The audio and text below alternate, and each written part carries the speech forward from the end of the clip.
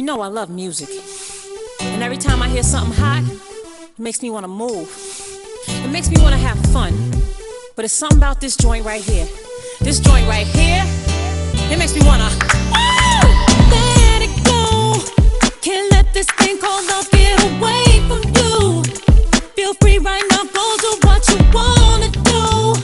Can't let nobody take it away from you, from me, from we. No time for moping around, are you kidding? And no time for negative vibes, cause I'm winning. It's been a long week, I put in my hardest. Gonna live my life, feels so good to get it right. So I like what I see when I'm looking at me, when I'm walking past the mirror. Don't stress through the night at a time in my life, ain't worried about if you feel it. Got my head on straight, I got my vibe right, I ain't gonna let you kill it. See, I wouldn't change my life, just fine, fine, fine, fine, fine, fine, ooh, fine, fine, fine, fine, fine, fine, ooh, just fine, fine, fine, fine, fine, fine, ooh. See, I wouldn't change my life, just feels so good when you're doing all the things that you wanna do. Get the best out of life, treat yourself to something new. Keep your head up high in yourself, believe in you, believe in me. Having a really good time, I'm not complaining. And I'ma still wear a smile if it's raining. I gotta enjoy myself regardless.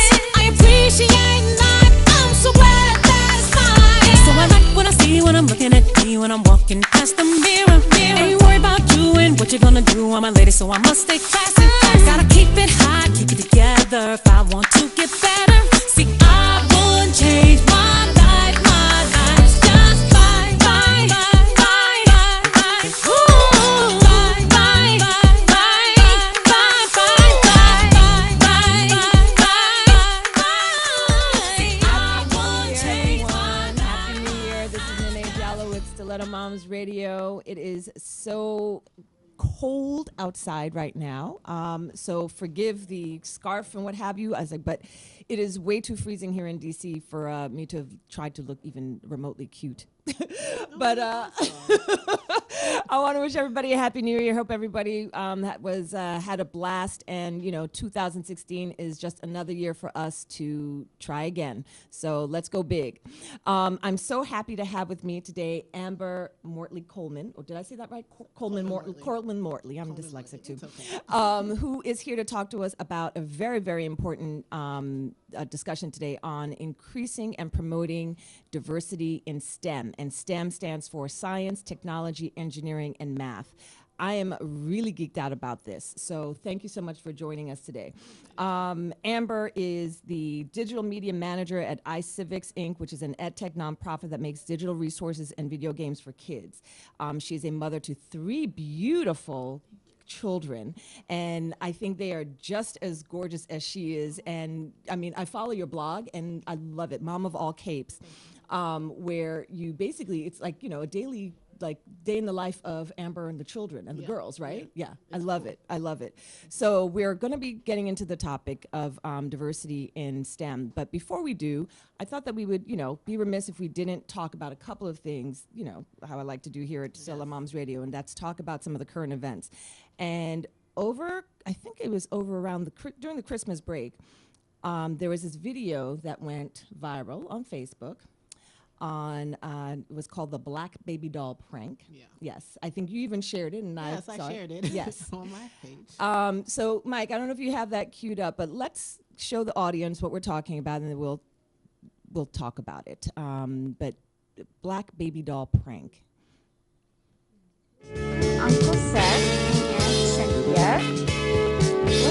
Go ahead.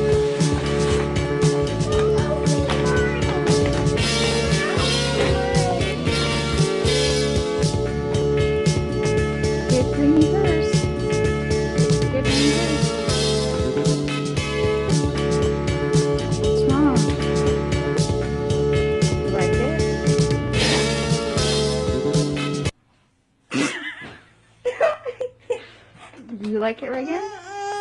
Why? What's wrong? Do you like it?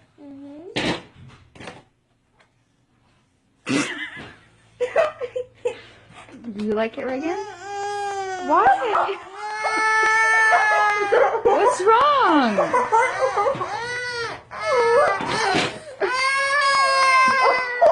What are your thoughts on this video? What are some things which could have been done differently? How would Okay, so Merry Christmas. Yeah, I mean, okay, what were your thoughts on that? Because I was so disturbed when I saw that. Yeah, like initially when I saw it, I thought it was legitimately going to be a joke. It was very frustrating, but then I just kind of felt like, well, I mean, I didn't expect better. The fact, though, that the older one kind of stood there and questioned whether this was a wrong or right thing to do to be upset let me know that she probably has encountered kids at school and that her teacher is actually trying to reverse the racism at home. And then finally she gave in to family pressure, but which I thought was most hopeful. So yes, it's negative, but there were hopeful moments in there, especially with the older one. The younger one, I mean, and the mom's reaction. To me, it's the mom's reaction I'm most annoyed at. Yeah. You're laughing? Really? Really? You're laughing at their reactions. Which is encouraging their reaction. Their reaction. It's sick on a certain level, because what were you expecting them to do? I mean, had they had the wrong reaction, had they had the opposite reaction, meaning that they were happy to receive these black dolls, what would you have said? What exactly? What would she have said then? Yeah, and I honestly wish that the kids were like, yeah, right. Oh my God, this is amazing. And so that she could have been like, oh, like I learned something here. Because it just shows that, one, black bodies, like the way they just threw it, I was just like, man, that's cold. Trash. Secondly, it was a teaching opportunity that went wrong. But here's the thing, I guess the point is that forgive me, I probably should have reached out to the mom herself to see, maybe get her on the show. And thank you to Tanya TKO Show who, posted this. But what were you trying to accomplish? And I didn't see an extended version of the video to see whether she gave them white dolls afterwards. You know what I mean? Did she actually, laugh and then say, hey, you know what? I'm wrong. Let me, reverse this and actually talk to them that, having black dolls is good. She did it. You know what I mean? Like my kids, and I actually get chastised by my family, by my brother in particular, who's like, because my daughter, the 7-year-old, she took a picture with one of her American Girl dolls and, it's the white one. And so he's like, well, where's the black doll? I was like, oh, she has it. And, my daughter specifically said, oh, let's take another picture so that we can send it to Uncle T, which we did. But she doesn't cry when she receives other dolls. But I think that's the part about, and I'm going to throw out the O word, oppression. That's the part about oppression. It's like, we are expected to love everyone, you know what I'm saying? But in many ways, those involved in oppressive cultures are not expected to love everyone. Everyone's expected to love them. To love them. So that's once again a lesson that we have to teach, that everyone is valuable, everyone should be loved, everyone should be cared for, no matter, what color you are. Obviously, it sounds super cliche, but it's very true. Right. I mean, and the thing is, we're living in a global society. I don't care what country you live in, you're going to find somebody of a different race. I mean, let's embrace it. Like, I think little white girls should have dolls of different cultures. American Girl doll, I went to the store in Tyson's. Have you ever been there? No. No? Okay. Yeah. It's an experience. I haven't gotten into that toy yet. No? Yeah. I don't know if I can. Don't. We gave in. We get too much stuff. Yeah. Don't. But the signature girl dolls are, the African American one literally looks like she, is an indentured slave. I'm sorry to say, she does. From the way she's dressed to, the hat, her little basket. The Native American Indian girl doll is in the, the native gear, for Indians in America. The white dolls are, one's a secretary, one is, women's empowerment, a feminist. And it's like, wait a second. Like, why can't the other dolls be a reflection of what our girls look like today? Right. So instead, I went and got her, not like, there's a different version of American Girl doll that's not the traditional ones or the signature dolls, but like the other ones that are like look like me.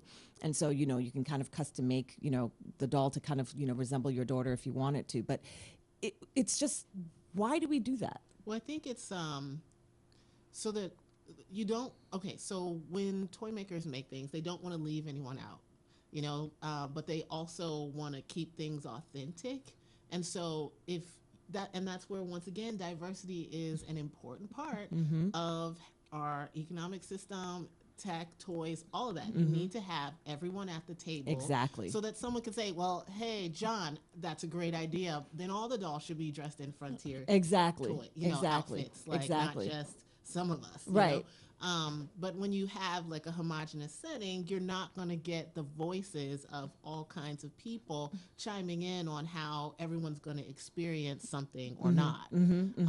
So, No. and in some ways it's unintentional. Like, we get it. Like, but then in other ways it is intentional, right, which is messed up. I mean, I don't know. I hate to think that in this day and age you actually have people sitting around a table and saying, you know what? Let's make that Latina doll look like a maid.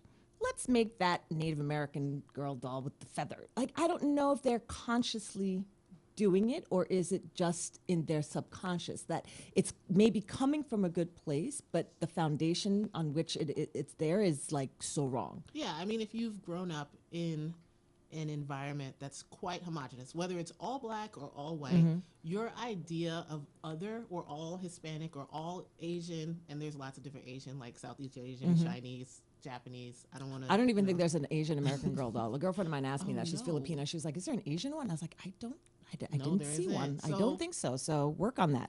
Please. So homogenous. And she should not be in a kimono. She should not. There are different kinds of Asian. Right. Like there's different kinds of black and white and Hispanic. But when we raise our children in homogenous environments, when we as adults elect, because you can choose to go out of an environment, but when we elect to comfortably stay in a homogenous environment, we perceive the other people as alien or totally different from us, or as though, like whatever we've read in a book or seen on TV is the truth. And that's not true when you actually meet someone. Right. And that's so true. And I think that the youngest of the two little girls in that video actually had the gut reaction based on her experience. It was the older one. She looked bigger. No, the little one was the one who was crying. Right. So the little girl, meaning like her reaction of throwing the doll, was based on what she's seen in her society. They must be in a homogenous society. She hasn't been exposed to school where she could be socialized maybe in a different way. Her socialization was what she experiences at home, at least based on the video that we have seen. Again, maybe there's a longer version of this. Who knows what the mama did when the camera was turned off. But wow, please, lady, don't put those things on video. Don't record them, because as you can see, we are all now commenting on your personal life. Which is encouraging, though, to anyone who's like her to then think, what am I doing to continue this cycle, and how can I help my child? This is true. Right. Or to those who may not have even thought about giving their child a black doll because they're white, they wouldn't think about it. And what if they did? How would their child react? Yeah. Again, a teachable moment. So maybe thank you, on the other hand. The second thing that happened, which was really sad, was the passing of Dr. Francis Kress Welsing. Yeah. I mean, such an iconic figure. And you actually had the pleasure of meeting her. Mike, I don't know if you have that photo. There was a photo of... fangirl. I was like, do you know Dr. Francis Kress Welsing passed away? She's like, what? And she sends me a photo of her. I'm like, are you kidding me? You got to meet her? I did. It was at the Black Love Festival in D.C. in the fall of 2008. And my oldest was like a newborn. So you see the picture there. Wow. I was like nice and plump from, giving birth. And only a couple months earlier. And we decided to go to this Black Love Festival. And randomly, in fact, Brent, my husband, was like, dude, that's that's Dr. Francis Kress, and you just finished that book for like the third time. Go talk to this woman. And I was like nervous and scared. And she was so nice. You know, I Wow. sat next to her. It was like a tent, and she was like giving a talk about like empowerment and like, you know, what could you do to like empower yourself and empower your community and where you come from. And, you know, after having like a little Black girl, you sometimes wonder like, oh my God, like, what am I going to do Right. with you? And not in a Right. bad way, but in a way like it's like, I know what I've experienced Right. in this skin. Right. And, Oh, God. you know, what can I do to make it better for you? And like hearing her talk, I was like, I'm ready to be a mom. I'm the most awesome Black mom ever. Like, she's awesome. Nice. Rest in peace. Yes, But rest in peace. empower, Rest in peace. empower. She's amazing. Love that. All right, well, let's take a quick break, and when we come back, we will dive into promoting and increasing diversity in STEM. Thank you. Hi, welcome back to another episode of Stiletto Moms Radio. I'm your host, Neneh Diallo, and we are here with Amber Coleman-Mortley, and we are here to talk about increasing STEM in, why can I say this? Increasing diversity in STEM. And for those who do not know, STEM stands for science, technology, engineering, and math. We were just talking during the break, it was such a very, very important subject for me because I've got, 4 kids, and just seeing the trends right now with employment, with the way things are going in society right now with, Google, Facebook, Amazon, etc. Everything is going into the technology field. Science is growing even more. How do we get our children there? How do we get them interested?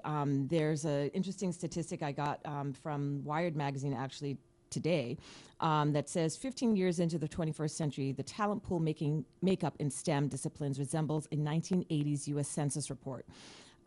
As do the graduating classes of American undergraduate engineering and technology programs. While more women than men are enrolled in all U.S. undergraduate programs today, just 18% of women earned a bachelor's degree in engineering as recently as 2012.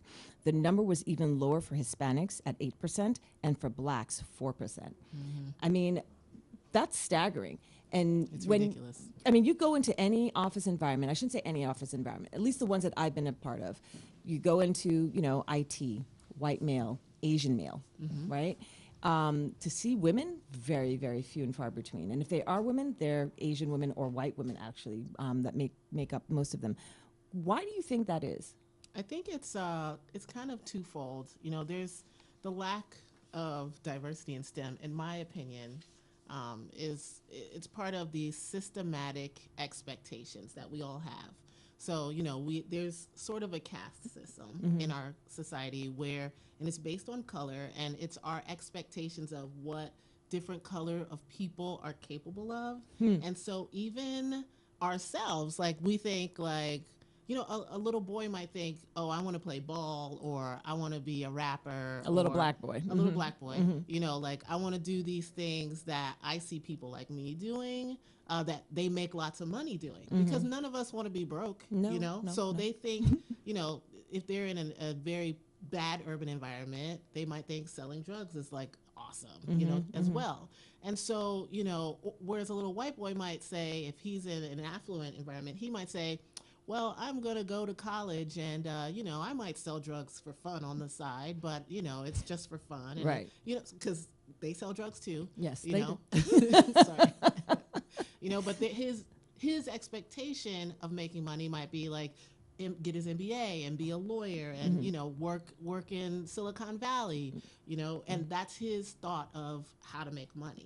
And so, and then everyone else is kind of in the middle. So it's kind of like figuring out how to change all of our expectations of ourselves, as well as everyone's expectations of what each other are capable of doing. So I think that that's one part of diversify, like shifting the diversity of STEM. Another thing is like support systems. Like, let's keep it 100. Like, even if I'm in like a middle class environment as a Black person, my chances of getting mentored and getting pushed and getting encouraged to do certain things might not be at the level where my, Asian or white counterpart are, and so it's really like, and there need to be support systems and mentorship, not only like in schools, but in higher ed, in the workforce. You think after I graduate, it's done and I can do it. No, like you need a web of people helping you, pushing you forward. And then at home, homes need to be supported. Mom and dad are usually working, so they need support in order to support their kids. So I think that diversifying STEM actually has a lot to do with shifting the way we all kind of exist, how we expect to make money, and then access and time. Right. Like a lot of us don't have access to the financial resources to take that chance and like fail. Many, like I felt like when I went to college and I got, a good sized scholarship to my undergrad because of my grades, I didn't feel like I could just play Russian roulette. I had to get a job. Right. You know what I'm saying? And so for many of us, because math, technology, these kinds of fields aren't innate within us, or at least we don't think they are, we're not going to take the chance, to play around. We're going to just do it. We're going to do something that we know we can do so that we can get a job. So, but here's a question though, because let's step back for a second, because you said that it starts in, in school. What part of school? Are we talking elementary school? Are we talking high school? Are we talking college? There needs to be K-12 support. So starting in kindergarten all the way up. A lot of kids come into kindergarten and they can't write their name, and this is all types of learning levels. Kindergarten classes should be smaller, a lot smaller, so that the teacher can definitely pay attention and lay the foundation for these kids. When you're in a really low SES environment, a lot of the issues that teachers have to deal with aren't even like school What does issues. SES stand for? Socioeconomic Status? Okay. Yeah. So when you're in a low SES, socioeconomic status environment, sorry, I was like throwing that. Acronyms. Yeah, we use this all the time at my job. Low SES, we got to help them. Apologies. Alphabet soup. That's fine. So when you're dealing with low SES, socioeconomic status, it's figuring out how to support the teacher to support the student. Parent. Oh, to support the parent. Okay, to support the student. You're supporting the student, but like, kids don't eat before they come to school. Or kids don't have safety when they come, when they're leaving for school.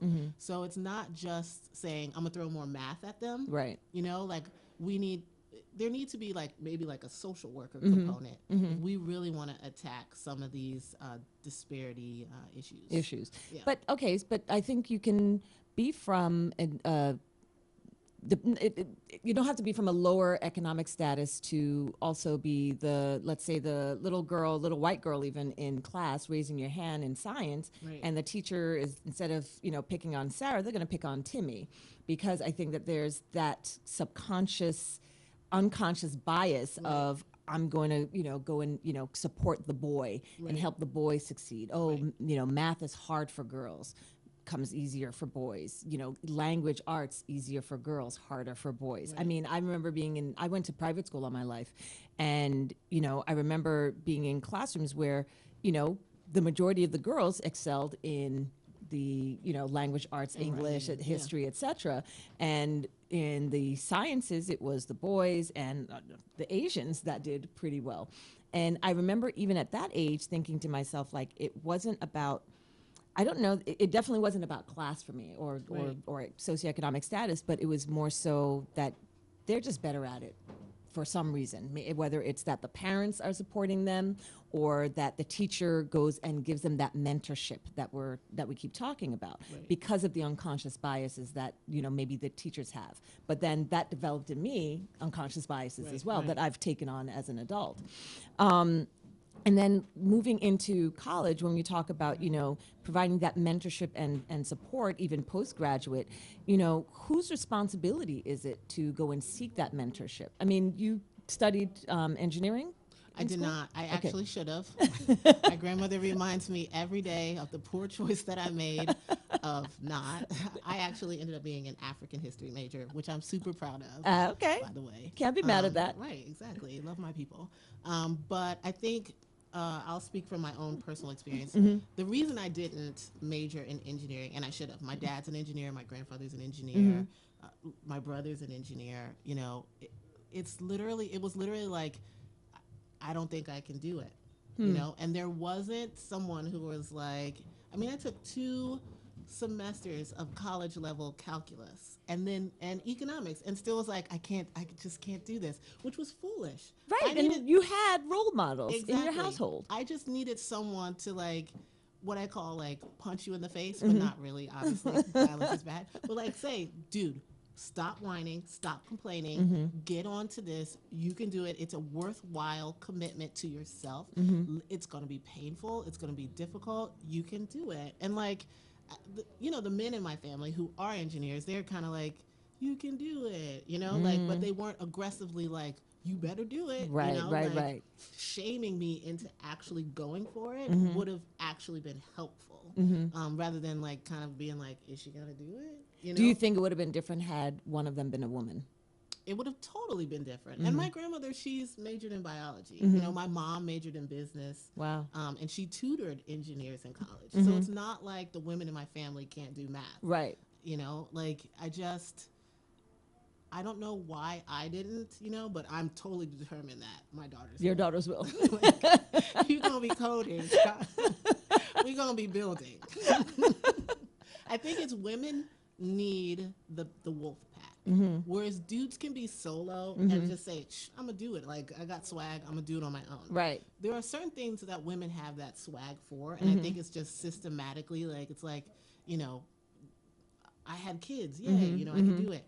But there are other things that we need a group. And like if I had a study group in college, kind of like saying, hey, girl, you can do this, that would have been helpful. And I think creating that sorority-like culture in the STEM culture would be super helpful for a lot of women. But doesn't that kind of exist, that fraternity, sorority type culture in STEM? I mean, I remember, at Rutgers University in Jersey, in Brunswick, where the engineers, I mean, they all hung out together. And I don't mean hang out like, they go partying. I mean, they were all, had their study groups. Anybody who was in those STEM fields, if that was their major, they ran in packs. Mostly dudes, like it is, like I feel comfortable hanging around with guys because my cousins play football. So like, like the horrible behavior that men are like, categorized as having, like I'm like, whatever, right? Like you're talking about that girl or you're doing gross stuff. Who cares?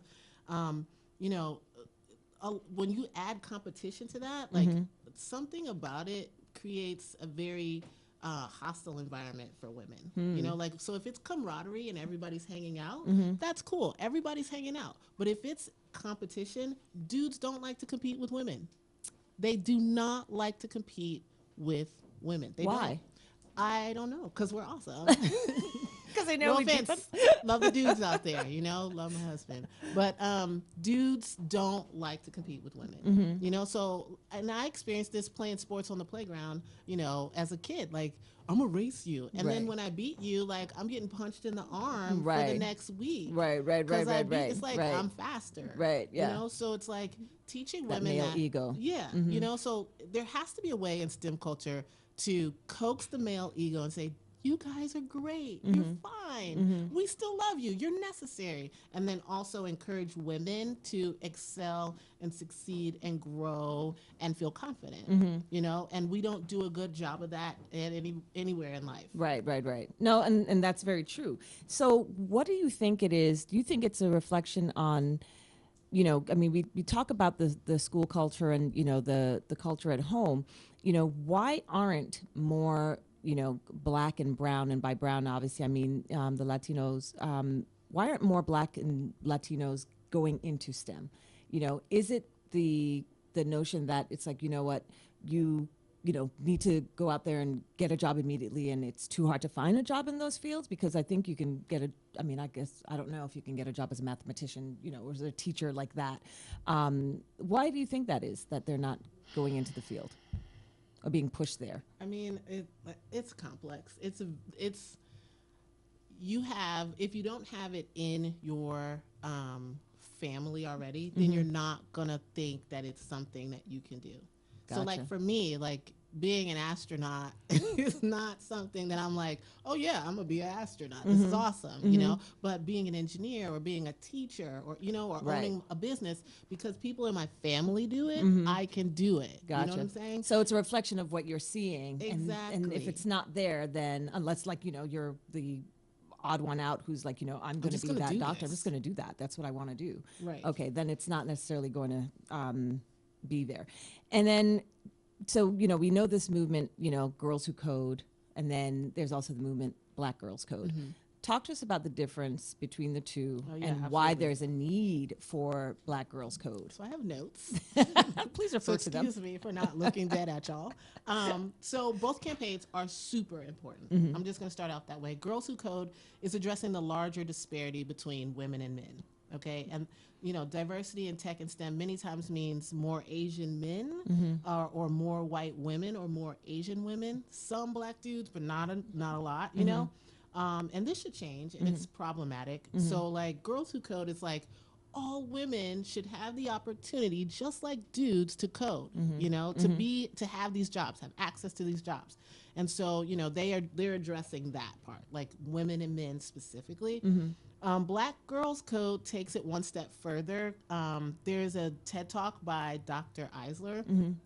Everyone should watch it. I'm in love with this woman. We actually have a small clip of that. Her. You want to play it? We can play it. I love her. Mike, do you have that? It's the TED Talk by Jedidah Eisler. If you started at 4 minutes and 15 seconds, I think I gave you the notes there. We can play that and come back and talk about it. Very powerful TED Talk. This is why Black Girls Code is important after you watch this. Okay. No, didn't see it? It's the TED, it says TED Talk, Jedidah Eisler. Go to 4 minutes and 15 seconds. Ooh. Live radio, people. It's awesome. But she's an astronaut? Not an astronaut, sorry. Astrophysicist. Yes. Yeah. And she's amazing. In fact, it's only 7,000. She.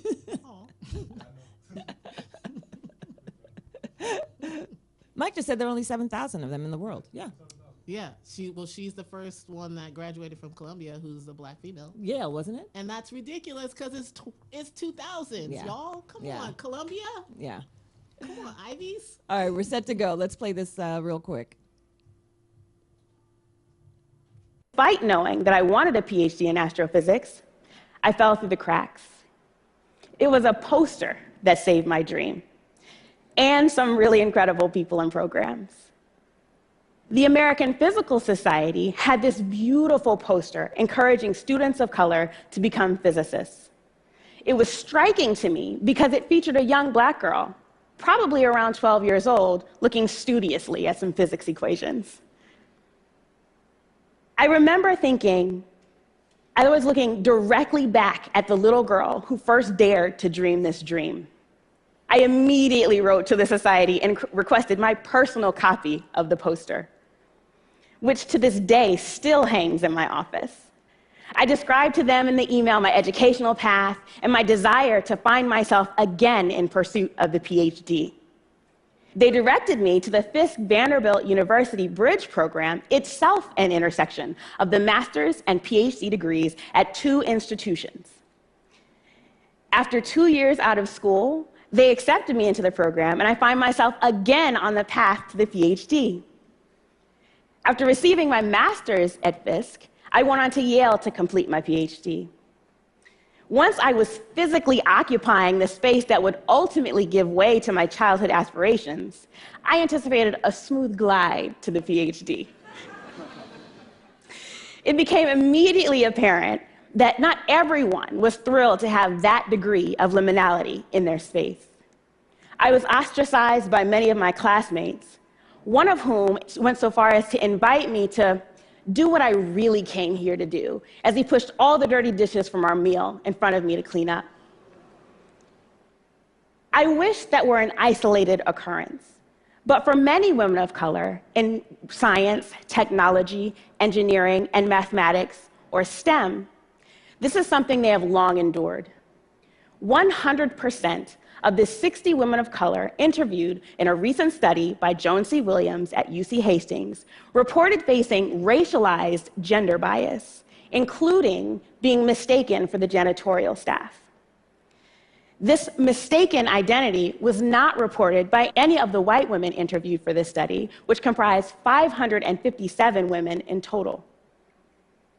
While there is nothing inherently wrong with a janitorial position, and in fact, my forefathers and foremothers were able to attend college because many of their parents worked these jobs, it was a clear attempt to put me in my place.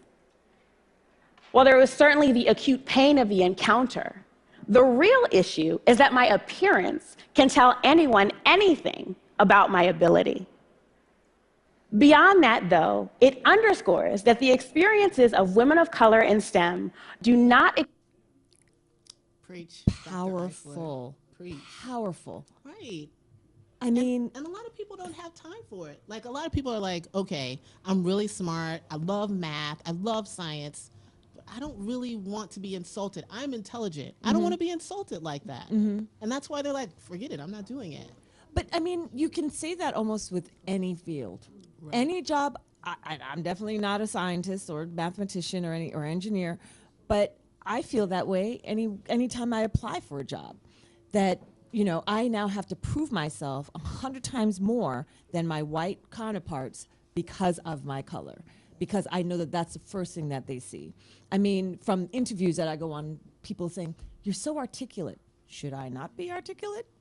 Right? I'm applying for the And I job. mean, from what she just said, what she said, that my color can say so much about me. Right. The way my appearance can say so much about me. I mean, wow. But I mean, is it really that deep? Like, I mean, I've never experienced it where I'm like, you know, I'm at a table with my, you know, counterparts and they're basically trying to put me in my place. I mean, that's rough if that's what But there's happens like there. hundreds of years of STEM being dominated by white males, you know, and females in the room is intimidating, and Black presence itself is a very intimidating thing. And so to have not just a woman there, but a Black woman there, that's like a double blow. You're like, wait, like, what are you doing here? You're supposed to be my nanny. But why is that? Is it because they're just like, no, there's no space for you at the table? It's the competition. You know what I'm saying? Like, people believe that when you open up competition to everyone, that takes up spots from other people. But the beauty of competition is you open it up and it swells and creates more opportunity for everyone. Right. Like, science has proven this. Right. You know, but our minds, and this is not just white males, like everyone believes, okay, this is me. I got to take care of me. You worry about you. You know, like, if we begin to like open it up and allow others in, it makes us better. It makes them better. There's an exchange. It's, you know, it's better. It's just better. Right. Yeah. Wow. And so, Sorry. no, go ahead. You have more? So the reason I think that what she's saying here and like Black Girls Code is important. It's to help swell the space and like flood the market, like increase the presence of Black women vying for positions to help expand the market. Right. So like, among the racial and ethnic groups, African Americans have the highest poverty rate. We know this or whatever. 45.8% of young Black children, which is really sad, under 6 live in poverty compared to 14.5% of white children. So the Black Girls Code is kind of going into these different communities and exposing them to these wonderful opportunities, opportunities that they might not have had financial access to, which is really sad. So where Black and brown women are, they lie at that whole intersection that Dr. Eisler talks about, and they face the pressing issues of not only race, but also gender that white and sometimes even Asian women have transcended. Right. You know, Black femininity is often not seen as something worth protecting, which I find very sad. And thus, organizations that cultivate these individuals are tantamount to attacking the cycles of oppression in this country. You know, they're showing them, you can do these things. Right. You can be this. Go for it. Now, could one of the because I'm putting doctors, the meds and the medical field in there as well. Yeah. Is people's I know tons of especially first generation Americans who have from immigrant families who are, let's say, nurses. Right. And my question is always, well, why didn't you just go a step further and go be a doctor? Why did you stop there? And it's the whole, the notion that, well, medical school, I've got my, who has time for that? I've got to, put food on the table now. Right. But it's like, if you just take the time, it's maybe 4 or 5 more years of that studying. Right. And long term, you end up much better than Absolutely. this short term goal. And I always use my sister-in-law, who I love dearly. I'm so happy that she came into our lives. My brother's wife, who came into this country and had practically nothing. Sorry, I'm totally exposing you here, Dalinda. Love you. She's watching, and literally put herself through school. Wow. There was nothing that she wouldn't do that was going to stop her from accomplishing that goal. And right now, she is a first year. She's just starting her second year residency in Florida, and she's going to be an amazing doctor. And I'm like, can we please move to Florida just so that my daughters and sons going to have access to her and her brain? Because it's like the little things that she does. Like when she's studying, she's literally sitting there with her 2-year-old, and he's studying with her as she's like looking at the brain, and she's explaining to him, this is what the brain is. And I'm like, wow. What a great practice. But you see, for someone like me who's not in that field at all, I wouldn't know where to start. Right. So what would you suggest to, we mothers or parents who are not in the STEM field? I mean, you have somewhat of a background, and so I'm sure, are doing this with your daughters, but I don't. So I don't even know the first thing I can do aside from, put them in these, Lego classes where they can, kind of learn how to build those things, because I don't know how. I brought a list because I want everyone to love STEM as much as me and my kids. So the first thing I would recommend is go on the journey together, and I'll just email you. You don't Please, have to okay. I was going to write notes, but me? okay. Y'all need to take some paper and pen. So go on the journey together, all right? So we have to value STEM. And the reason I say is the STEM is the future and the past. Lots of Black people don't realize Egyptians, Nubians, Ethiopians, and dark Arabs knew about STEM, like astronomy, engineering, before our libraries were burned to the ground by European conquest. So it's inside each and every one of us. STEM is in you. See, I didn't even know all of that. See, STEM is in you, okay? It is your birthright to be involved in this field. So go on the journey with your child. You are going to love it. Your eyes will be open to a whole bunch of new and amazing things. Then educate yourself. So y'all are holding hands on this journey. You want to make sure you're going down the right paths. I would recommend things like Code Academy. It is very awesome. Like, it's very basic. It teaches you how to code. Is that online? It's online. Okay. It's free. Like, people love it. Hour of Code. So the Computer Science Education Week was the second week in December 2015. An Hour of Code, my kid's school sent home a flyer and was like, hey, do Hour of Code at home. It's amazing. Wow. I don't know if everyone's school did that. And if your child's school didn't, tell your principal that needs to happen so that everyone has access. Hour of because Code. It's very important. Okay. Hour of Code. On that site, they have ways that you can use jQuery, Java, basic HTML, CSS. Now, these are all ways that you build a website. And they teach you in cool ways through games, because game-based learning is legit. Yes. Okay, it's the best way to learn. Teaching you through games how to code, how to understand the concepts of constructing a website, putting things together. All right, embed yourself in the matrix. So go on the journey together, educate yourself. I would also say use Twitter as a resource. We use Twitter to just talk about BS all day long, or to get in, Christmas with Black families was hilarious, but like, come on, y'all. Twitter is a great professional development resource. And this is not because I work on Twitter all day long, but it's great. Like, you got to get on there. There's people on there having all kinds of discussions just like this every single day. What should people look for if they're on Twitter? Yeah, should they looking for a hashtag? Yes. Okay. Use the hashtag EdTech Tuesday, which is tomorrow. Okay. That's my hashtag. I get on there. I share the latest stuff in EdTech. Normally, I tweet every hour on the hour on Tuesdays. Sometimes I tweet more. So you'll get a lot of great articles that way. EdTech, hashtag EdTech, use that. Okay. EduColor is a great one for, people of color. I'd also recommend EdTech Bridge, EdTech Chat, and we can give them all as diversity in tech, diversity in STEM. There's games for ed, women in tech, women in STEM. These hashtags are just great for articles. Right. So people throw up their blog post or throw up an article or share something that happened in their classroom, and you can look and see and say, oh my God, that app looks dope. I'm going to use it with my kid. Oh my God, this person's really making sense. I'm going to follow them. Awesome. So then also I would say speak with your principal, just go into the office and your teacher, ask them about STEM, ask them about project-based learning.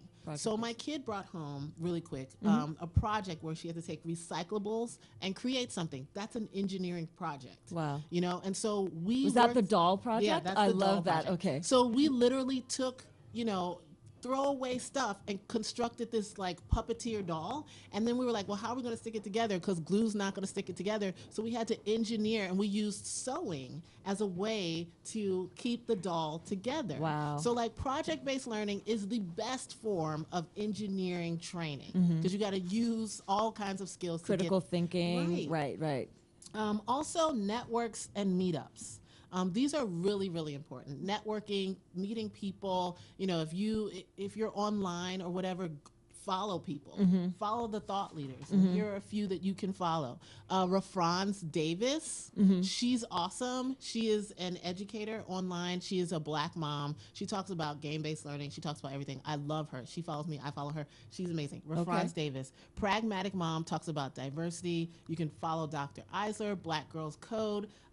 Urban Geeks, very, very good for articles. POC in Tech, that's an awesome one. And Edutopia, it's an online magazine, and it's just an amazing resource for everything that's happening technically and in the classroom. Parents have to be partners to their child's teacher to make sure that their kids are well equipped to face life outside of your home and outside the classroom. Dude, I mean, what amazing resources. I can't even keep up anymore. First, I have to learn about this whole Common Core thing, whatever that is. having to relearn how to do math, really? And then now having to, make sure that they're getting what they need in STEM, and making sure that they feel a part of it and not feel intimidated by it. Right. Thank you so much, Amber. This was such an amazing conversation. I love it. Amber Coleman Mortley of Mom of All Capes. Where can we find you? You can follow me everywhere. I'm on Twitter, Facebook. I'm on Instagram, Google+. And then obviously my blog. It's all Mom of All Capes, like a superhero. Like a superhero. Yeah. Yes. All one word, no spaces. Mom of All Capes. I love it. So if there is anything that people learned here today, it was that the importance of promoting and increasing diversity in STEM, not just because it's good to have Black and brown people at the table, but because there's something that you could probably learn from that. Science has told us that. There were reports actually recently on some research that was done on some medication, and they realized that they didn't have any Black participants, and so the medication did not work on Black people, and they were wondering why. Right. Well, when you don't think about them, and it's probably because there was probably not a Black scientist there saying hey, I don't see anybody there that looks like me. Right. Maybe you should. So anyway, there's something to glean from this. It's not just about affirmative action for affirmative action's sake. So thank you so much. I hope that we continue this discussion. Hopefully it won't just stop here, but let's have it online. Let's have it on Twitter. Let's get our children educated so that way we leave this world a better place for them. Thank you so much. And this episode was brought to you by Empire Beauty Salon. If you want to get your hair done, head to Empire Beauty Salon. Book it now. She's open in Virginia. Sorry, y'all who don't live in the DMV area, but it's well worth it. All right. I'm your host, Neneh Diallo. Till next time, Stiletto Moms Radio. Thank you.